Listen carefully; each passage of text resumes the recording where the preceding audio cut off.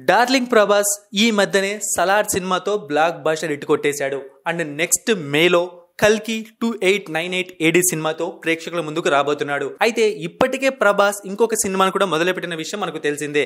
అదే రాజా సాబ్. మారుతి డైరెక్షన్ లో ఈ సినిమా వస్తోంది. ఈ సినిమా హర్రర్ కామెడీ జోనర్ లో రాబోతోంది.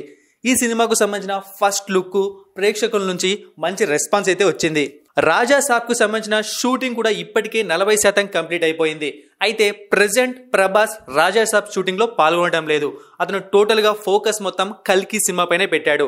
ఎందుకంటే త్వరలోనే రిలీజ్ ఉంది కాబట్టి. అయితే తాజాగా ఒక టీజర్ రిలీజ్ కార్యక్రమానికి వచ్చిన మారుతి రాజా సాబ్ గురించి కొన్ని ఆసక్తికరమైన విషయాలను పంచుకున్నారు. ఈ సినిమా రిలీజ్ డేట్ ని ఇప్పుడే కన్ఫర్మ్ చేసి చెప్పలేనని తేల్చి చెప్పేశాడు.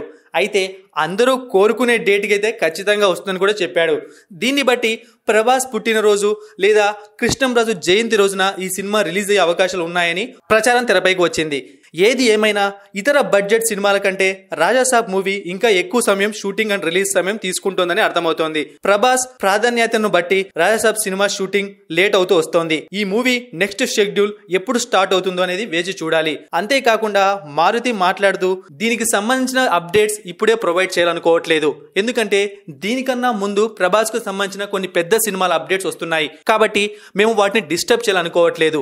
ఎప్పుడైతే ఆ సినిమా రిలీజ్ అవుతుందో ఆ తర్వాత దీని అప్డేట్స్ ఇవ్వడం మొదలు పెడతామని చెప్పాడు. దీన్ని బట్టి చూస్తే అతను మాట్లాడింది కల్కి సినిమా గురించి అందరికీ అర్థమవుతోంది. అండ్ ఇంకొక విషయం ఏంటి అంటే ఈ సినిమా షూటింగ్ మొత్తం దాదాపు ఒక సెట్ లోనే జరగబోతోంది. అందుకు కారణంగా ఈ సినిమా షూటింగ్ కూడా ఫాస్ట్ గానే పూర్తయ్యే అవకాశం ఉంది. సో మొదలు పెట్టడమే ఆలస్యం. ఇప్పటికే 40% కంప్లీట్ అయిపోయింది కాబట్టి ఇంకా 60% మాత్రమే మిగిలి ఉంటుంది.